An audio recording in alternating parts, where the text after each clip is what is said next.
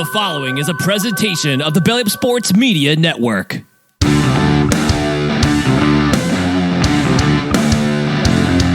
1420 Sports Bar Podcast, for beer with sports talk and a whole lot more. Join host Brent Radlinsky as he bellies up to the bar and gets the conversations going that'll make you think you're sitting in your local watering hole. It's sports, beer, and shenanigans, so sit back, grab a few beers, and let's get into it.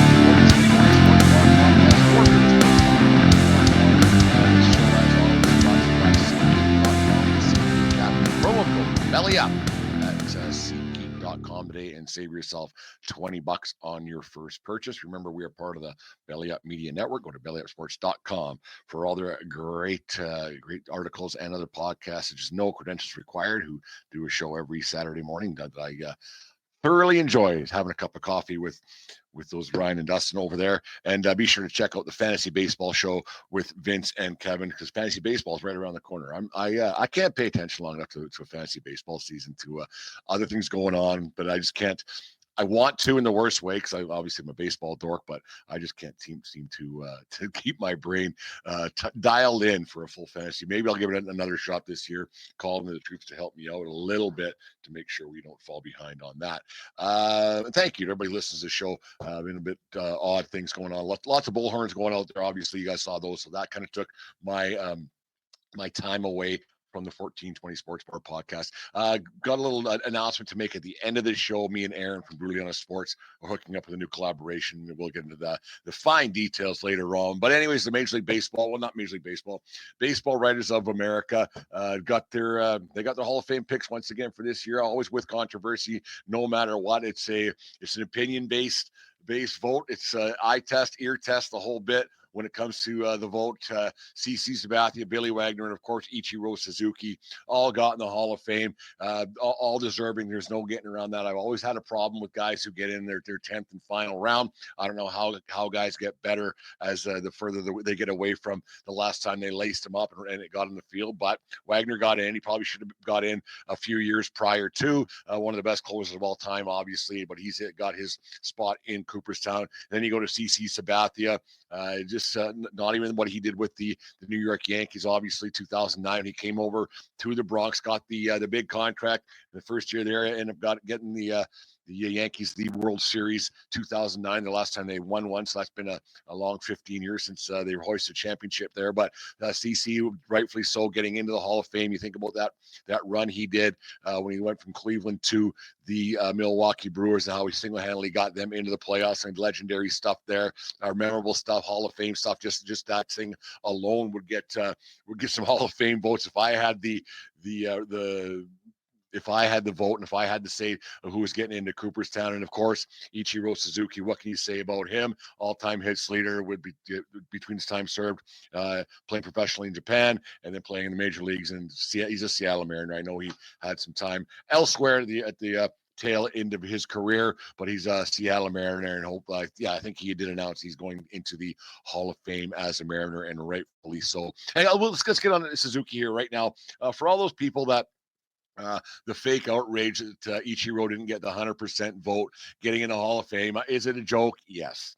Is he a 100% unanimous Hall of Famer? Yes. Is he in? Yes. Does it matter that he didn't get the 100%? No. It doesn't matter. Who cares? Whatever. You get over 75. It's not going to say on his tombstone when he's dead and gone, everything else, or on his Hall of Fame plaque. I don't know what Mariano say, which I get a little problem with that too. But we'll talk about I don't know what Mariano's plaque says in Cooperstown. If it does say that he's the first unanimous vote getter to get into the Hall of Fame, I don't know. I don't care. It doesn't matter to me. Mariano's in, and that's what matters. He's one of the. Did Jeter get in at 100%? No. Should these voters be called out for not voting for certain guys who deserve to be in the Hall of Fame? Yes, 100%. Should their ballots have to be shown? Yes. Should they have to be vetted? Yes. Should all that happen? Yes. But does it really matter that Ichiro Suzuki didn't get 100% of the vote? No.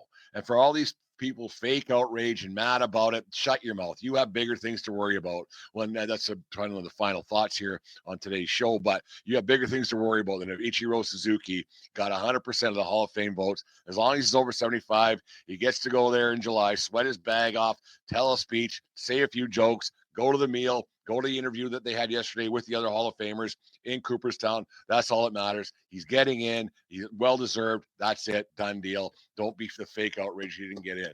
Like Mariano got in with a 100% vote. So is he the greatest baseball player to play of all time? No. So it doesn't mean anything. Should he got 100% of the vote? Yeah. Yes.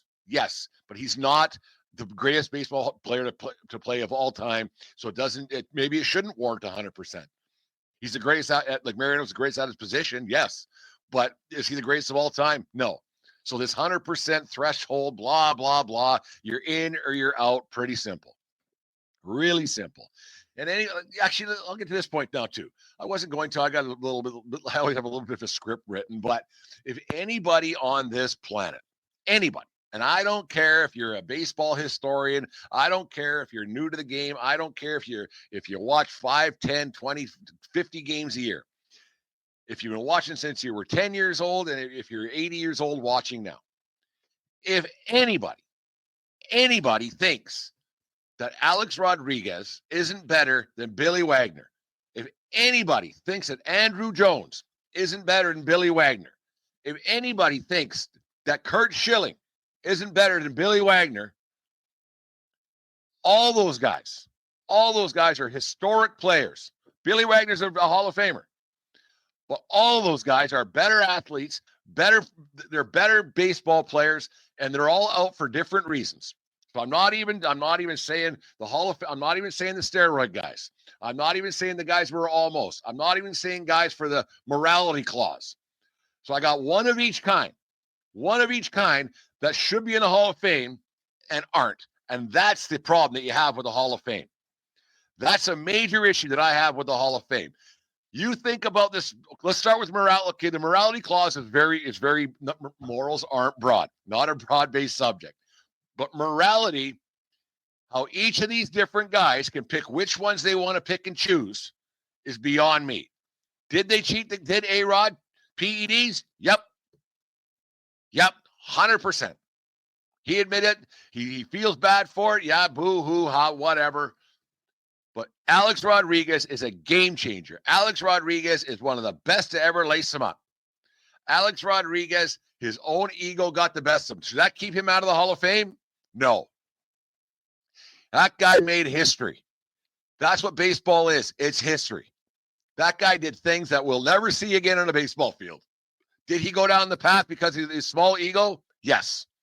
Alex Rodriguez is a Hall of Famer, and for him to be only getting 30% of the vote is ridiculous. It's ridiculous. Andruw Jones, his only thing that he did wrong in his career is he played too long. When he was 19, 20, 21 years old, he was one of the best players in the game. That's history. That's what baseball is. One of the greatest fielders, like you talk to that pitching staff in Atlanta. You talk to that pitching staff in Atlanta, why they won so many games. The guy who was playing center field. X amount of gold gloves, X amount of championships. And the winning matters. Winning matters. He should be in the Hall of Fame. Curt Schilling, change history. The bloody sock. That changed history.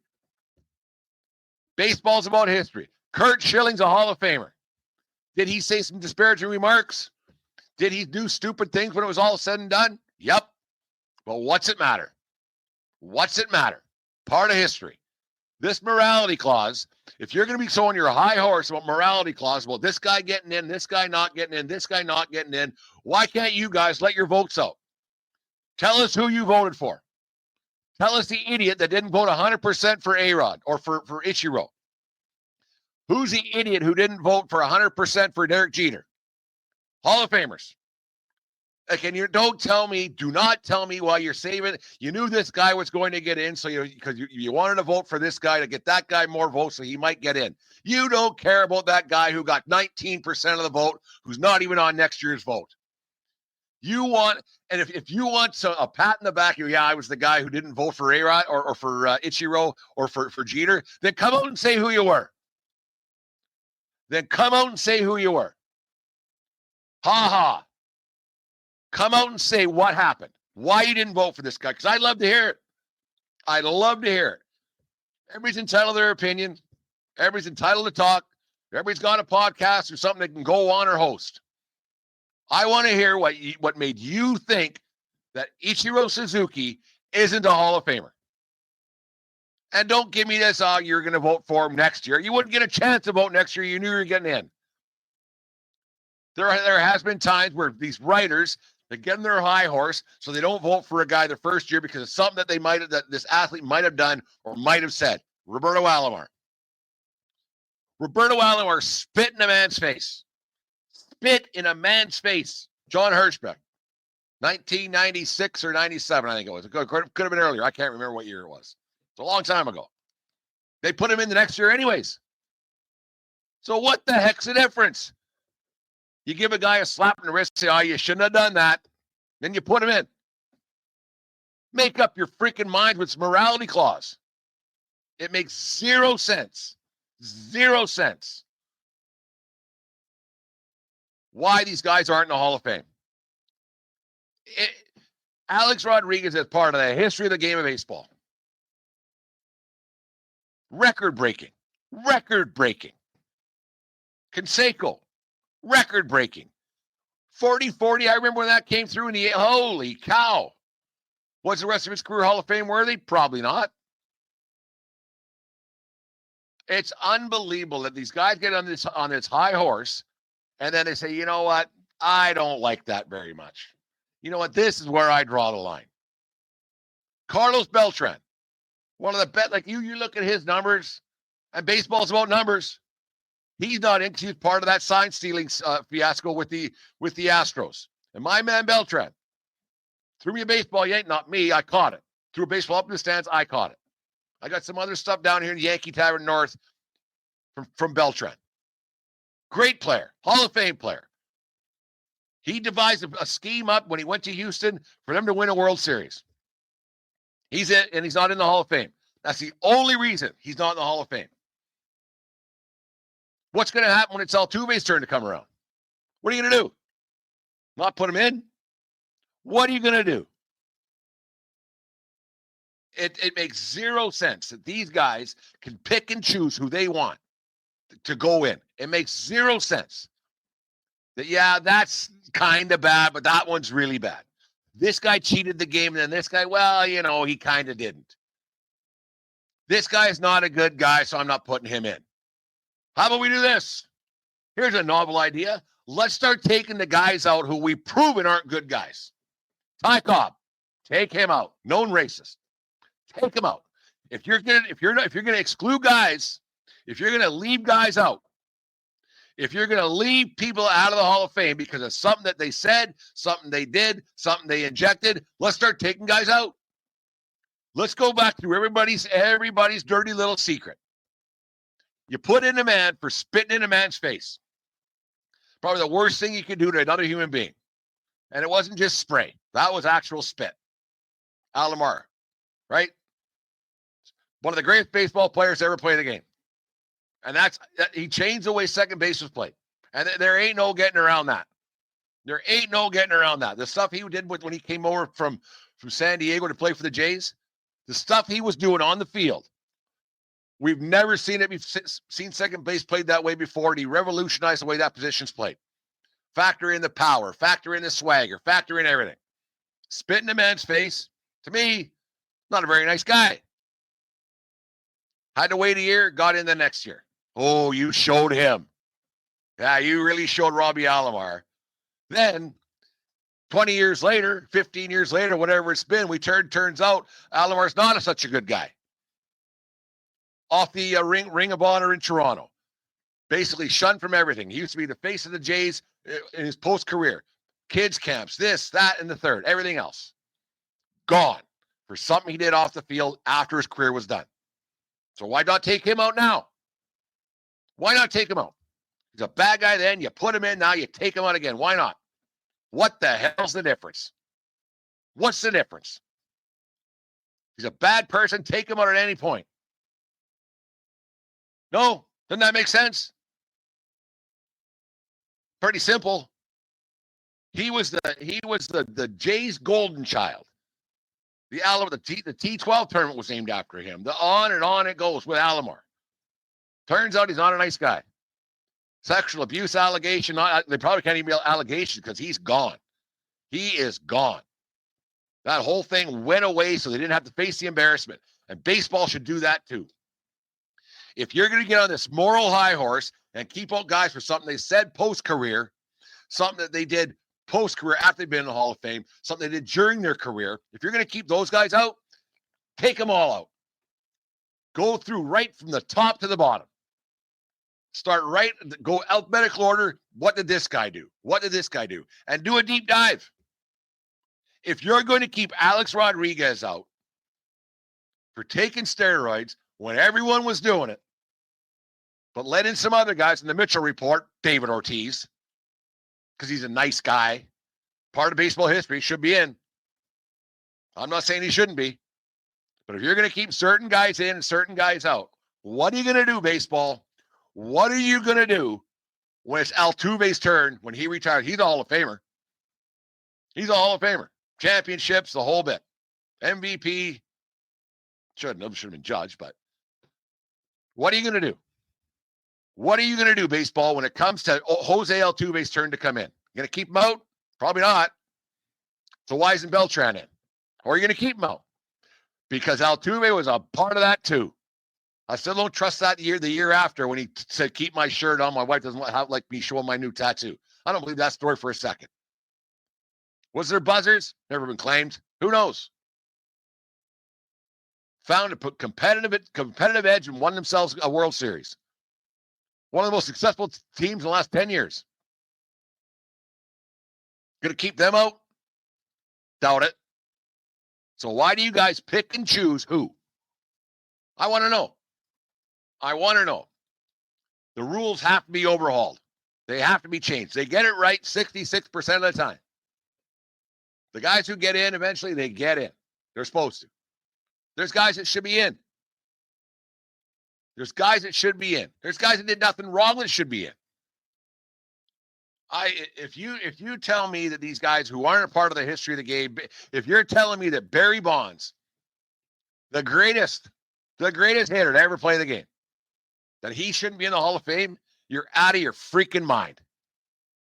You're out of your mind. Barry Bonds is everything as much as Ichiro is, if not more. Ichiro's absolutely. I'm not disparaging. Like I'm not shooting down Ichiro be getting in the Hall of Fame. I'm not at all. 100% first ballot. Yeah, go here. Here you go. I'll give you a ride. But Barry Bonds is just as good, if not better. This fake outrage over all these guys doing this. This guy can't go in. He cheated the game. Oh, get over yourselves. They're all cheating at one time or another. Every one of them taking PEDs, taking roofies, uppies, uppers, downers, all arounders, all of it. Get off your moral high horse. Put these guys in the Hall of Fame and don't pretend. Don't pick and choose which morals you want. Don't. Because that makes you look even worse. You can't pick and choose what you think is right and what you think is wrong. It's either right or it's wrong. There is no gray area. There is no gray area when it comes to this stuff. Do these guys say they don't care about not getting in? Yeah, they say, well, it happens.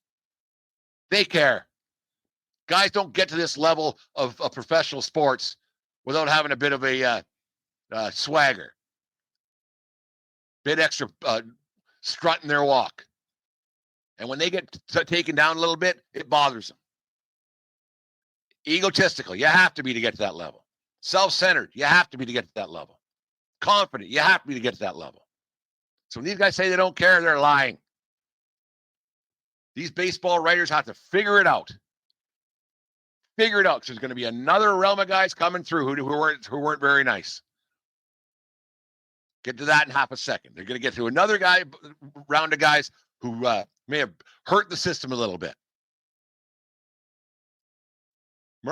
On the field is all that matters. What you did. Baseball vetted itself. Baseball got rid of guys. Do you remember Brady Anderson? Sideburns and all. Baseball got rid of him for going from 10 home runs to 50, whatever it was that year. Baseball takes care of itself. Chris Colabello, a couple years back with the Jays.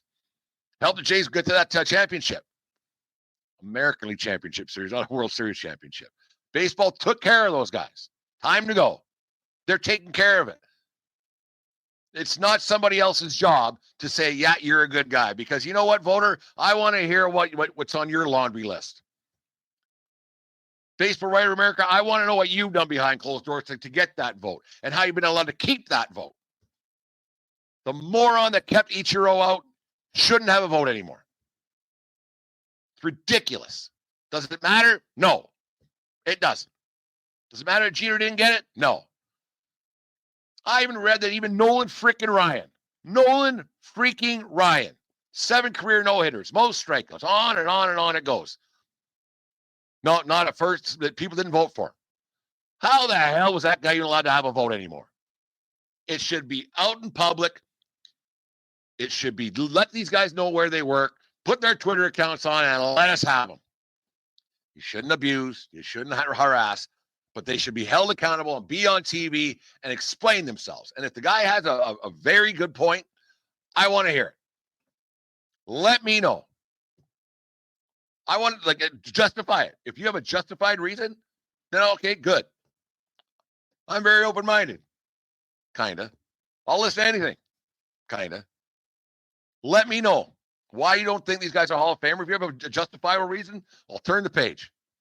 But make yourself accountable. I want to hear about what your idea of morality is. I want to hear it all. I want to hear it all. And how A-Rod can go up in votes every year is a mystery to me. How his percentage changes every year. You don't have to vote for him. If you didn't vote for him the first time, why are you voting for him the fourth time? Didn't get any better. The accusation didn't change. If anything, he became a nicer guy. He's on TV all the time. He's apologized for his actions. He's became a better person. His marketing team has done a fantastic job. So by that, you say sorry, say a few Hail Marys, done. See you later. Even God forgives more than the Baseball Writers of America do. It's unbelievable. It riles me up. The right guys usually get in. There's some guys they keep on, and you just what the hell are they doing? What the hell are they doing? Doesn't make any sense. Alex Rodriguez, Barry Bonds, Hall of Famers. Plain and simple. And nobody will ever tell me, and this isn't a shot to Billy Wagner. This isn't.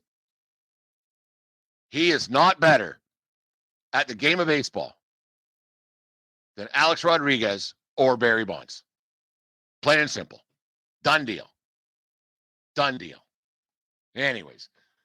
Last week, the Dodgers made that deal, got Sasaki deferred money, on and on it goes. And, of course, all the more righteous baseball's not fair, life isn't fair people, of course, they had to wave their flag once again talking about the salary cap. Okay, I agree. It's not good. It's an unfair playing table. It's not a level playing field. I completely 195,000% agree. Which isn't a number when it comes to percents because that's 100 or nothing. So I 100% agree. But here's the deal. When Aaron from Brutally Honest in Sports and I were on this, talking about this about a month and a half ago, about the salary cap and everything else, the Dodgers are willing. They're willing to spend money. Other teams aren't. Do they have the resources? Yep. But why? They're rich. They're smart. They take chances. Rich, smart, take chances. Other teams don't. The Pittsburgh Pirates don't. Can you match the dollars and the income that comes in? No, but you could try. You could try, other baseball owners. And anybody thinks that this is the player's fault? Yep, probably. Is the owner's fault for giving this money? Yep, probably. But there ain't one person who listens to this or the fan of the Van Gym. There ain't one person who says that they wouldn't take a paycheck from whatever job they're doing right now. If somebody offered you $50 million a year to hit a ball, you'd take it. So quit saying these players are greedy. Quit saying that. The cast of Friends, I've said this 1,000 times. They're getting $1 million an episode when it was all said and done. $1 million each. You know what they got? They got redos, retakes, lines written for them, makeup done. Hair done. All of it. Shot what? A couple days a week? $1 million an episode. Times that by 30, whatever it is a year. $30 million to shoot a sitcom. Who's overpaid? Who's overpaid? These people say athletes they're not worth it. Must be. Someone's paying them. Someone's paying them. And they're going to take it every time. And then people are saying that the salary cap has to happen. Well, you know what? If it does, if the owners try to implement it, baseball will shut down. The owners created this problem. The owners created this problem in Major League Baseball. The other sports actually did shut down. But there was too much money to be made. There was too much money to be made on the other side. The owners knew that, so they couldn't stop it. They couldn't stop it because the players were like, you know what? This guy's getting paid. That guy's getting paid. Now all of a sudden there is none. They're smart, man. They're smart. Should there be a cap? No. Keep paying them. Find money. If you can't afford to do it, get out. Winning breeds winning. If you win, people show up. If you win, people buy hot dogs. If you win, people buy beer. Tickets mean money. If you win, more people show up. If you spend another 10, 15, 20 million bucks here or there, it's amazing what it'll do. Look, the way teams made the playoffs last year. You know, make the playoffs. How many $1 million? How many millions of dollars is that worth? But if you don't put an effort in, a.k.a. the Oakland A's, so you can move, that's what you get. Is that what you want, baseball fans? More teams just leaving because the owners go, you know what? This didn't work here. It's going to happen. It's going to happen. Baseball has to force these owners to spend more money, not take it away from the players. These guys are just employees. Think about it. They must be able to afford it. No business in their right mind gives money that they can't afford to their employees. That's all these guys are. They're revenue makers for another rich guy. And every team has the opportunity to do it. You're never getting a salary cap, baseball. There's never going to happen. The players won't allow it. Soto got 51. In 3 years, there's going to be a guy making 55. Might be him. There's going to be a guy making 60. So crying poor and crying this and crying that, you have money to spend. And if you don't, there's another person who has enough to go out and do it. There always is. There's always another person waiting to go and buy something and make money on it. They're lined up to buy these teams. Football, hockey, like it's expansion's a thing. So these owners should be, if they can't party with the big dogs, stay in the porch. Enough with this crying poor salary cap. Yeah, should there be? Yeah, but set it at $395 billion. Yeah, don't spend that.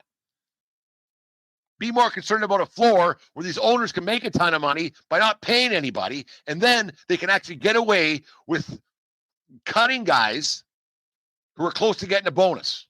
Rowdy Tellez in Pittsburgh. That's the problem. These owners who don't want to pay, but don't even know who their team guys are. That's the problem. It's not the Dodgers. Deferred money, it must be legal. You have good lawyers, good accountants. Yeah, we can do this, that, and everything else. Why not? Fans appreciate it. I would put money on it that all these people saying they need a salary cap, which there has to be some kind of there's too much disparity. There is. But every one of these fans, if their owner, if they were still a fan of the Milwaukee Brewers, and their owner came out and said, we're going to spend $260 million this year, they wouldn't throw in their hat. They wouldn't say, you know what? I can't support this. They'd be like, you know what? Finally, we have an owner who wants to back this team and maybe win a championship here in Milwaukee. That's what they would do. They wouldn't say, I'm against this, stamp their feet and cross their arms. No, they'd be happy about it. They'd be finally. I love that my team gives us a chance to win every year. I love it. Has it worked? Nope. But you still got to win. You still got to play. The Dodgers have been overspending for a lot of years. What do they got? 1 3/4 championships since '88. Winning doesn't come just because you got a big bankroll. Doesn't. So these people just complaining about it nonstop should shut up. You have no idea what it takes to win. It isn't just money. It's a farm system that you can spend on. It's drafting, developing, going into the Latin market, all of it. It all has to go together. If you have extra money, does it help? Yep. In every facet of life. If you got a few more bucks in your pocket than the next guy or than you did last week, people, you know what? It's weird how people are happier on payday, isn't it? Compared to in between when you got no dough. So when you have a few bucks in your pocket, things are easier. Yep. And that's what the Dodgers have made it a little easier to win. Is it a guarantee? No. It's not. The Yankees would win every year. They would win every year if possible, if that were the thing. But they haven't. Owners have to be forced to spend a little bit. The salary floor is the major problem in baseball, not the haves. The haves aren't the problem. It's the have-nots that are making this tough. Saying we can't. It's a load of crap. You can. You just won't. Can't and won't are two different things. For all these people saying that baseball's ruined because of the Dodgers, no, it's not. No, it's not. It's people wanting to go to certain teams because they know they'll get paid. It's not just the Dodgers. There's people going to all teams all over the place. Because of what? Because they're going to get paid. And until an owner says no, these guys will keep continuing to get it. Corbin Burns. Right? All these young stud pitchers. All these guys still got to try to win. It ain't easy. Money doesn't guarantee anything. It's ridiculous that all these people that are complaining and crying that they got to shut baseball down, that baseball's eating itself. No, it's not. Baseball's never done better ever. Ratings haven't been higher. Revenues are record highs. Obviously, there's more ways to get revenue. Baseball must be doing okay. Every sport's doing all right. Stadiums are full. You watch the playoffs, stadiums are full. Your team wins, you get more people. I'm in baseball. I know. You win, more people come. Nobody pays to watch a losing team. If you don't put the proper things on, like, yeah, there's the entertainment dollar and everything else, entertainment value. But baseball isn't getting a salary cut. And if the owners try to institute it, then you won't have baseball because they've been doing it for this amount of years and they won't open the books. The owners will not open the books because then we would actually know. We would actually know what these lower tier markets are making. But they won't open it. Why? Because they know too. They know that every single dollar they make would come out and they go, oh, the fans like, yeah, they do have some money to spend. They just won't. They blame the market. They blame the TV deals. They blame revenue sharing instead of pointing the fingers right back at themselves. The owners are the problem, not the system. The owners are the problem, not the players. That's the problem. And it's right across baseball. The lower people have to be forced to spend. And that's the only way you're going to fix it because the salary cap isn't coming anytime soon. It won't happen in my lifetime. And I got at least another, hopefully 50 years to go. The lower tiered owners who cry wolf, that's the problem. Anyways, that's the 1420 Sports Bar podcast. For Beer Sports, talking a whole lot more. This segment was brought to you by, with a little bit of rant there for 35 minutes straight. I'm going to have to have a cup of coffee or a beer later on, but 1420 Sports Bar podcast. For Beer Sports, talking a whole lot more. This segment was brought to you by SeatGeek. Go to SeatGeek.com, the SeatGeek app. Use promo code BELLYUP and save yourself $20 on your first purchase over there at SeatGeek. And go watch some games and get your tickets for whatever it might be. Got a little hockey talk here, and then we'll get into some final thoughts. But here's a word from our friends over there at Righteous Felon Jerky. Righteous Felon Craft Jerky is the official jerky of Belly Up Sports. For over a decade, Righteous Felon Craft Jerky has led the American meat snack revolution by concocting delicious, adventurous, U.S.-sourced jerky recipes for uncompromising carnivores across the country. With 15 different flavors to choose from, Righteous Felon has all jerky lovers covered, and by using promo code BELLYUP, you will get 15% off your purchase at RighteousFelon.com. Do your taste buds a favor today and rip into a bag of Righteous Felon Jerky. All right, thanks to our friends over there at Righteous Felon Jerky, the best in craft jerky in the land. Save yourself 15% over there at Righteous Felon, and by using promo code Belly Up, and get yourself some Righteous Felon jerky today. I'm just trying to do some stuff off the air or on the air here, and I'm not succeeding as much as I would hope to. But anyways, last week there was a little debacle with old Connor McDavid, and he got himself a cross check. What happened was there was a situation where he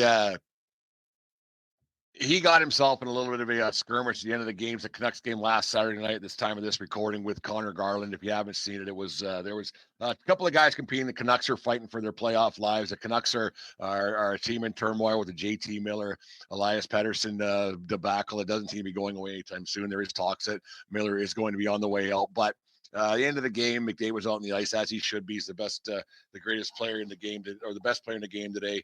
And so he's going to go out there trying to tie the game up for those Edmonton Oilers and see what they can get up with. But Garland was checking him heavy, checking him hard, and seeing what he could do. It tended to work because the Oilers didn't score and Canucks win. But in the meantime, Connor McDavid ended up with a 3-game suspension for a cross check in the face.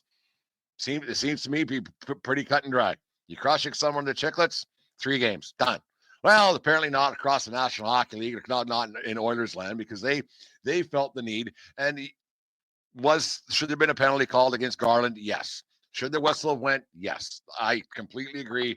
And there is a problem with hockey. It has been since forever.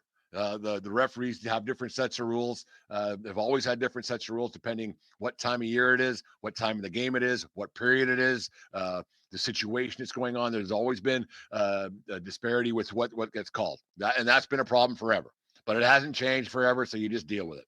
Officiating is hard. Officiating in any sport's hard. The rules and the spirit of the rule have always been different things.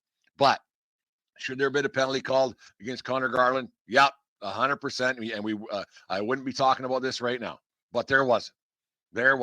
And so Connor McDavid got the best of him. He stood up and he cross-checked Garland right in the face. To me, you know what? It's a cross-check in the face. Suspension. Simple. No, I don't know. Seems to be pretty cut and dry to me.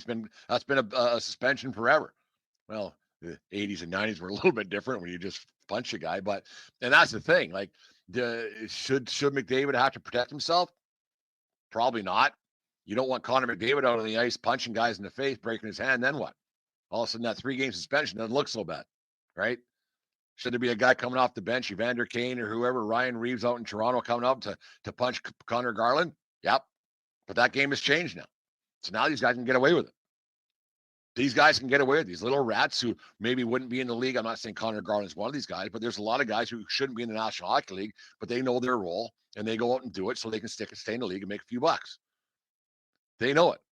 You know, if you get told you got to check Connor McDavid, fastest guy to probably ever lace him up. If you got to find a way to not have him score going into the late in the third period, you're gonna do everything you can do to do it to stay in the game.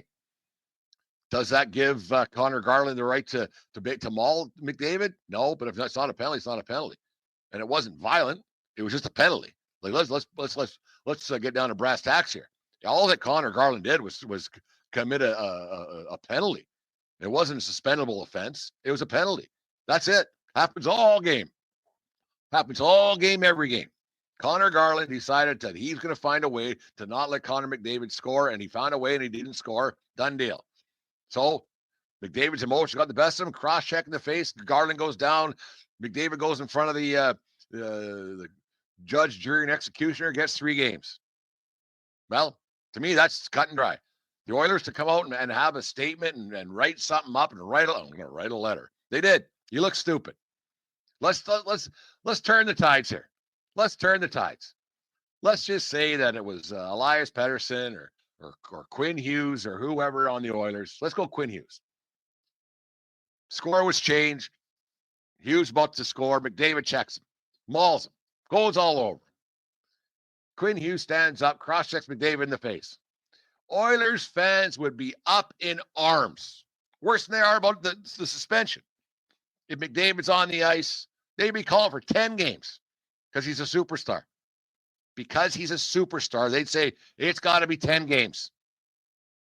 McDavid's lost 3 teeth, bleeding from the face. Quinn Hughes should get 10 games for doing that to McDavid. Guaranteed. Guaranteed. But no, other way around. Well, there shouldn't be a penalty there. It wouldn't have happened if. Yeah, buts live in the woods. It's a bad take, Oilers fans. He did the crime. He did it. You crush a guy in the face, you get suspended. Simple. This isn't 1985 anymore. It's very simple. Should he have fought? Yep. Do you want him breaking his hand in someone's face? No. Should someone else have jumped in to save McDavid? Yep. But they didn't. So he cross-checked someone in the face. It was emotions. It was emotions. That's all it was. Does it make him tough? No. I know a hockey coach told me once, if you see guys doing that, they aren't tough. Doesn't prove anything. Proves nothing. So now he's doing the crime. Now he's out for 3 games.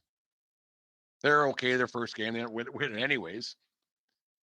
But you think with the repercussions this might have, let's just say for 3 games, he's out. And they get down to the last week of the season where they needed 3 wins to not play this or not play that in a playoff spot, not on the line, but a playoff seeding is on the line. How selfish does that look now? Who's the bad guy now? Connor Garland or selfish Connor McDavid for doing it? Shouldn't have done it. It's cut and dried. It's that simple. You cross-check someone in the face, you're going to get punished for it.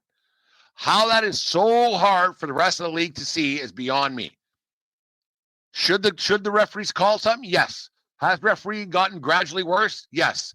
Should superstars be allowed to flourish? Yeah. But you know what? Fight through it. It's these other guys' job to try to stop you, and they're going to do whatever they can to stop you. These guys want to stay in the league. And to think that the officiating is going to change overnight because you're Connor McDavid you're sadly mistaken. This is the way the game has been called forever. First period, yeah, we'll set the tone. Yeah, don't do this, don't do that. But you know what? If they're calling that in Game 7 of the Stanley Cup Finals against the Oilers fans would be up in arms. You can't call that now. That's all you'd hear. That's all you would hear. How do you make that call now? Well, because it's a penalty. And I've said it before. You can't make that call now. You can't make that call now. Bad timing. Bad timing. Spirit of the law. Spirit of the rule. That's how hockey is. It's always been that way. It's always been that way. That hasn't changed forever. It's never going to change. I don't like when penalties are called late in the third period. Some ticky-tack call. It's not really a penalty. It is, but it isn't. Do you want that call against your team, Game 7 of the finals? Do you? Get off your high horse. Quit waving your stick at the crowd because you don't want that call against you later on either. You don't. And every hockey fan knows exactly what I'm talking about. They know exactly what I'm talking about. It's the same as a strike zone in the World Series. It's the same thing. It's a strike in the first, not a strike in the ninth. Is it right? Nope. Is it going to change? Nope. None of it's going to change. So quit waving at the crowd. You know what? You know what has changed for the better? Cross checks the face. That rule's gotten better. Now you can't do that. Automatic. This is what you did. This is what you're going to get. Keep your emotions in check. Pretty simple. To me, it's simple. I don't understand why the Oilers and their fans and people are waving their cane in the air. He did something illegal. It's a penalty. And if someone did it to poor, precious Con, and I love McDavid. I think he's one of the greatest ever. He shouldn't have done it. His emotions got the best of him. Crime of passion. That's all that was. But you do a crime, you do the time. No matter when it happens in the game. Especially someone comes to that. And laying on top of a guy is a lot different than having a guy get cross-checked in the face. 2 totally different crimes. 2 totally different crimes. One was to stop a goal. One was because of passion. One was because of emotion. So don't say that one's the same as the other. See what I did there? One's not the same as the other. And forever and ever, retaliatory penalties have always gotten the call. Every time. Every single time since I played minor hockey as a kid. You get slashed on the butt, you slash the guy back. The guy who took the second slash, he's going to the box every single time, and that hasn't changed. It's never going to change. So anybody who thinks that things are against them or against Connor McDavid or against the Oilers, it's not. It's not. That's just how the sport has been forever, and it ain't going to change. So quit crying. If somebody would have cross-checked Draisaitl in the face right after that, you'd be calling for that guy's head for 10, not just for 3. You would have wanted a 10-game suspension because he's a superstar. That's why. You think that your superstars can do no wrong, but they can. Frustration? Yep. Crosby get frustrated? Probably? Yep. But you know what? You can't do it. You can't do it. So quit complaining. He's lucky he only got 3. He's lucky he only got 3 games. If it was anybody else, that's a 5er. Guaranteed. So maybe he was there. He got off lucky. The thing with that Oilers fans, he probably got off lucky. It's crazy that people are complaining that shouldn't have been suspendable. It shouldn't have been a penalty. Yeah, but he was getting someone was laying down upon him, checking him too hard. Should he have been a penalty? Yeah. Should have got to that point? No. But McDavid did something he shouldn't have, and that's why he got the 3 games. 1420 Sports Bar Podcast, 4 Beer Sports talking a whole lot more. This segment was brought to you by A Righteous Felon and RighteousFelon.com. Go to Righteous Felon and save 15% by using promo code BELLYUP over there at RighteousFelonJerky.com and get yourself some of the best jerky in the land. All right, some final thoughts for this 1420 Sports Bar Podcast. 4 Beer Sports talking a whole lot more. We live in a very volatile society. There's no getting around that. There's a lot of stuff going on throughout the world, throughout the land, throughout no matter what walk of life you're on, whether it be political, and it's very political, a very hasty landscape. We'll get that in half a minute, but it's hard not to get caught up in these rabbit holes of what goes on in society, whether it be with musicians, whether it be with athletes, whether it be with actors, actresses, people in the public eye, influencers, whatever it might be. Politicians have always been that way. But the funny thing is the way that everything is such an elevated thing now, and everything goes to mock chicken right now, no matter what. And you have something always happens until something else happens, right? Everything's the flavor of the week. Everything's the biggest atrocity ever known to mankind. Everything's been the worst thing they've ever seen. Everything's been until something else happens 10 minutes from now. We live in such a what right now world that you can't get away from it. I mean, there's 1,000 of these podcasts out there, and thank you for everybody who listens to watch our show. But there's so many of these things out there, whether it be podcasts or TMZ, whether it be whatever on ESPN or TSN or Sportsnet or whatever medium you choose to get your news from. But this isn't a new thing that's been getting a lot of more press lately, just because I think more so the political climate that we're in. But it's crazy how it's just it's gotten to a level now more than ever. You have these musicians and athletes and actresses, actors, whatever it might be, who are larger than life, who are rich beyond belief, and they get put on this pedestal that is insurmountable to most of us who are outside of the of that celebrity world. Politicians as well are put on this pedestal for the right or wrong reasons, and whatever side you go on, that's your opinion. Whether it's left, right, upside down, backwards, sideways, it doesn't matter to me. I could care less. It's just always funny how these when athletes, or we'll stick with athletes because it's a sports podcast, they get put on this pedestal. Actually, we'll talk about musicians as well, but they get put on this pedestal, and it's insurmountable, like I said, for most of us to understand what kind of money they have, what kind of life they live, what's going through their heads, and how it all works out. These guys have a job to do, and they do it very well. They wake up, they either go to the rink or the ball field or the football stadium or the concert that they're performing at, or they go to a sound stage in Hollywood. They go to do their job, then they go home, and they don't pay much. And I'm not going to say they don't pay much attention to their fans, because some of them do. But in general, I'm going to say that most of these celebrities, no matter what walk of life they're in, they could give a fiddler's toot about their fans. Do they say they're so thankful for their fans? Yes, and they probably are for the amount of money that they've they've amassed over their careers. Do they make is it money that I'll never see? Yes. Is it money that most of us never see? Yes. Is it crazy? Yes. But someone gave it to them. They found a way to do it, and they're the best at their profession. So they're more than entitled to get it. And I don't have any pangs of jealousy. Enviously, not jealousy. I guess I'm envious, but not jealous. Yeah. Would it be great to have that money? Yes, it would.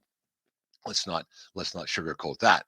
But the pedestal that we put on with these athletes and with these superstars, we really got to watch how we do this, because most times it turns out pretty good. These guys, they play their sport, they play their instrument, they play whatever it is, and they ride off into the sunset when they either retire or get put to pasture when their careers are done or when they're not relevant anymore. And now everybody's relevant for a different period of time. There's legends that never die, and there's guys who are legends for a week.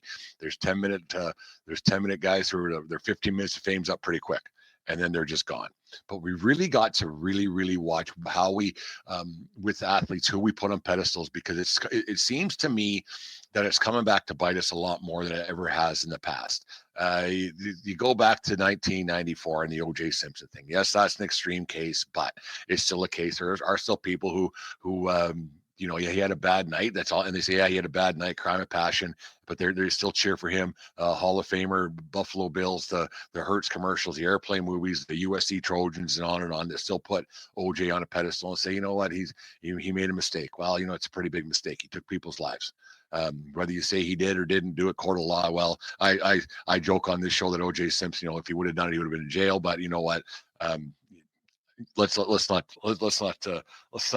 get beyond this. You look at guys like Ben Roethlisberger, look at guys like Kobe Bryant, Kobe Bryant changed his number because he went from 24 to 8 or 824. I can't remember, but I remember what happened in that Colorado ski resort. That didn't go away, right? And so, but they get put on this pedestal, and you go like, oh, you know what? Dude's not a very good guy. And this goes back to the initial segment I had tonight with the morality clause that Major League Baseball, or not baseball writers have, but maybe people got to have this morality clause when it comes to their idols, because fans comes from fanaticism and fanatics, and they're not always a good thing. And it's time for people to really stop looking at athletes the way that we look at them and say that they're great. They're these great people. Like you look at Robbie Alomar, like we talked about earlier on. It's kind of how this all kind of coming together today.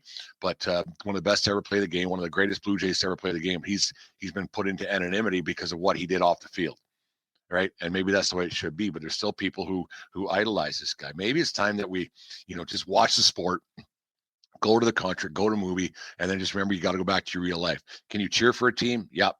Can you cheer for a team forever? Yeah. Can one person ruin it for you? Yeah. And you can't be afraid to say, you know what? This person ruined it for me. This guy ruined this for me. Or just, I feel like we were talking with Deanne, we're talking this the other night, but it's kind of funny how like there's people who never look at Twitter, don't turn on the news, don't go on Facebook, Instagram, wherever it might be. They just don't. They're fans of whatever they might be. They have different ways of getting their information. Maybe they don't turn the news on, and maybe they're better off. They don't know that certain guys have certain political leanings. They don't know that certain women have leanings that go towards this way or the other way. They don't know that maybe this person did something bad. They don't know that maybe this person got charged with things like that. And so they're just fans, and they can just turn it off and go, you know what? I watched the game or I watched the concert and I'm done with it. And I think maybe it's time for most of us, a lot of us, to get that way, because a lot of times we get disappointed in what for these people we hold in such high regards that we lose focus, we lose sight of what's going on in the real world, because we're so enthralled with what we think we know of these people. We don't know these people. We never will. They don't know who we are. They could give nothing about me. I'll never know who Taylor Swift is. I'll like, yeah, she sings a song. Yeah, good. I tap my toe. See you later. I watch a guy play hockey. Yeah, team wins, team loses. Yeah, good enough for me. It's the ones that's starting to bother me from your childhood. That's the ones that are starting to get to me a little bit. That, or not my childhood. Well, I guess it was my childhood with a certain hockey player, a certain political leaning that that's just not my bag, that I don't agree with. And come at me if you want, do whatever you want to say. If it's my opinion, if you have your opinion about somebody, you can voice that. You're more than happy to come on my show and talk about it. But there's a certain someone that now I'm disappointed. But why am I disappointed? What's it matter to me? What's it matter to him that Brent Radlinsky disappointed somebody because he has a certain political leaning? It doesn't matter. What a guy's got to do is put things in perspective, especially when you get older, that, you know what? This guy played hockey. He retired 25 years ago. 25 years ago, this guy retired. Was he great? Yeah. Did he make people smile? Yeah. Did he do wonderful things for Team Canada? Yeah. Even 2002 in Salt Lake City, he was the GM of that hockey team that won that broke the streak for Canada to win an Olympic gold. Was he part of that? Yeah. But you know what? At the end of the day, he's just a hockey guy, and I shouldn't care what he thinks. Is it disappointing? Yeah. But what does he care? What should I care? It's time for us to quit putting these athletes in such high regard. Put the game on, put the music on, read the magazine, watch the movie, and turn it off and go back to your life. Because what they do doesn't matter. It doesn't. Can they have some influence? Yeah. But you know what? That's not their job. It's not their job to sway votes. It's not their job to lean one way. What they believe is what they believe. Is it a surprise that this certain hockey player is the way he is? Not looking back on it. No. Like, you look back on everything now, you're like, oh, well, that kind of makes sense. That kind of makes sense. I guess so. Does it bother me? Yeah. Should it? No. At the end of the day, he played hockey. He played a sport that I love watching. He did some amazing things, and that's where it should stop. That's where it should stop. These people don't owe fans a thing. We're the ones who are dumb enough to watch it over and over. We're the ones who are dumb enough to buy the stuff. We're the ones dumb enough to listen to podcasts. We're the ones dumb enough to watch podcasts. We're the one dumb enough to start podcasts, watch whatever it is. It's not their fault. It's our fault as a society to put these people on such high pedestals. And then when they do something that we don't agree with, we ban them. We cancel them. Why? Because the guy played hockey 25 years ago? Because the guy played a song at a high level? Because the guy was a music producer?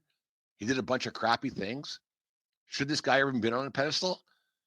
95% of the music we listen to, we don't know about these people. We know nothing about their lives. It's a song, you listen to the radio, you turn it off, go on the next one. There was people doing crappy things in the 70s. There are people doing crappy things in the 50s. You turn it on, you turn it off, done. Be entertaining. That's all it is. It's entertainment to get you away from whatever gets you through the whatever part of life that you're in.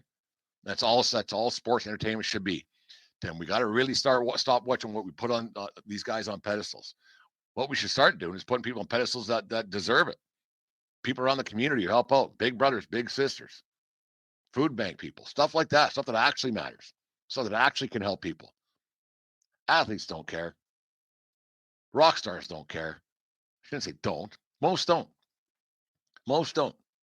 They could care less. You think Puff Daddy gave a crap about anything? No. And everybody was surprised when all this crap went down with him. I'm not surprised. Bad people do bad things. He was just one of them. Did I know? Nope. Doesn't surprise me. And there's people like this in all walks of life. So anybody says it's just athletes who do it, it's just rock stars who do it, it's just movie stars, and all walks of life have bad people. But we don't put other bad people or people at a certain level. We don't put them on a pedestal. So why do we keep doing with athletes? Watch the game, cheer for the team, because you know what? That guy's going to retire and somebody else is going to roll through, and cheer for your team. Don't put these guys on pedestals because they're just athletes, or they're guys that play a sport or strum a guitar at a level that you and I will never even imagine. And that's all it is. So we really got to stop putting these guys up on this upper echelon of things, because you know what? You keep doing it, you keep saying things like that, you're going to be disappointed.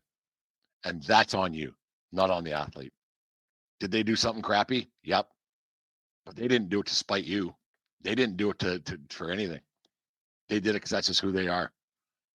They didn't do it because to get back at Brent Radlinsky. They don't care who I am. Why should I care who they are? Cheer for your team. He scores a goal. Great. Scores a touchdown. Great. Hits a home run. Great. Puts out a new song. Great. But that's all they should be. Entertainment. You turn it off and go home and go back to your life. Sports is supposed to be about escapism, not about the rest of it. Did that certain hockey player disappoint me with the way he's been leaning lately? Yeah. I'm not going to change the fact that he's what he did back in the 1980s. You know, there's reports out there right now about Mariano Rivera having a situation, you know, trying to cover things up. crappy. Doesn't change the fact that he was the greatest closer of all time. You know, it's disappointing. But once again, he's an athlete. I shouldn't put these guys on pedestals. None of us should.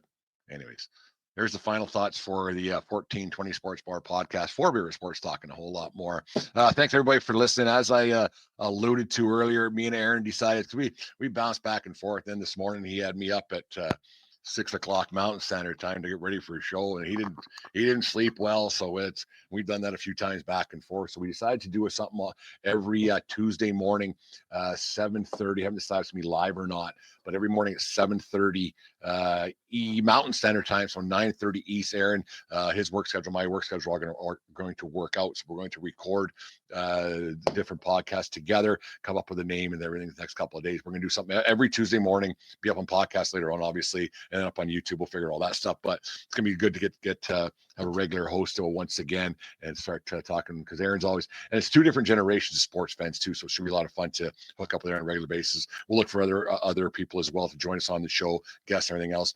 Jim, fan of the van, thank you very much for all the shout outs you give me. Love your show. E-Man as well, thank you very much. Love watching you guys, Cigar and Sports, always have a good laugh. And then everybody, the guys over at Two Dudes and Sports Nude as well. Sports Nudes.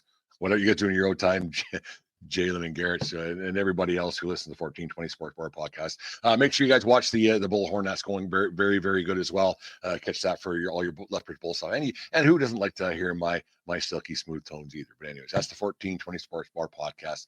For Beer Sports Talk and a whole lot more up on Belly Up Media. Make sure you go to bellyupsports.com for all their great articles, everything else. That's it. The 1420 Sports Bar podcast. We will talk to you guys later on in the week. I might do one of these tomorrow. We'll talk about maybe talk about the NFL and then how the college football playoff turned out. I thought it kind of. I think they got it altered because it drug on a little bit for my liking. But anyways, that's it. Another show. Thank you very much for listening. And remember, it doesn't matter where you are. It's who you're with. Have yourselves